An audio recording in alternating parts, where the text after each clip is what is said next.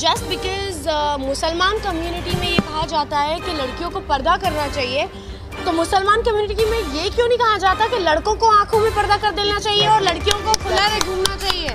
Why not? So I'm so sorry to say that آپ نے پردہ کیا ہے کاٹن سے.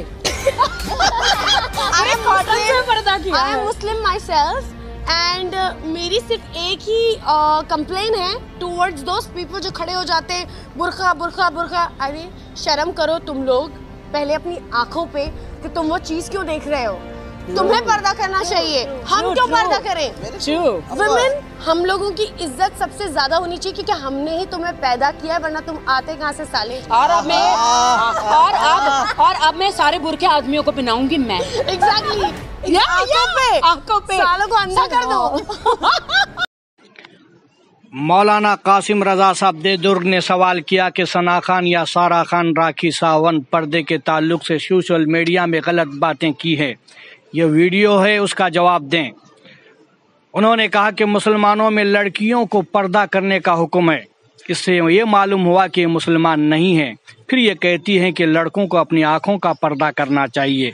اس بات سے یہ معلوم ہوا کہ یہ خود بے پردہ ہے، بے حیا ہے، بے شرم ہے. لڑکوں کو کہہ رہی ہے تم اپنی آنکھوں کا پردہ کرو.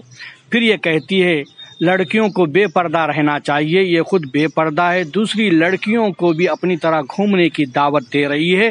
یہ نہیں جانتی کہ برائی کی طرف بلانا بھی برائی ہے. مسلمانوں میں پیدا ہونا آسان ہے مگر مسلمان بن کر رہنا مشکل ہے. تو میں کہہ رہا تھا کہ برائی کی طرف بلانا بھی برائی ہے، نیکی کی دعوت دینا بھی نیکی ہے. میں ثنا خان یا سارا خان کو نیکی کی دعوت دے رہا ہوں، وہ نیکی کی طرف آئے، ورنہ قبر میں حشر میں پچھتاؤ گی، کچھ فائدہ نہیں ہوگا. ابھی وقت ہے، میں تمہیں نیکی کی دعوت دے رہا ہوں اور تم پوری کی پوری اسلام میں داخل ہو جاؤ. اور پھر یہ کہتی ہے میری طرف سے یہ شکایت ہے کہ اسلام میں کیا پردہ لکھا ہے، میں سارے آدمیوں کو برقع پہناؤں گی. اس سے یہ معلوم ہوتا ہے کہ یہ خود اپنے آدمی کو برقع ہی پہنائے گی، یہ خود بے پردگی سے گھومتی رہی ہے، دوسری عورتوں کو بھی اپنی طرح گھمانا چاہتی ہے.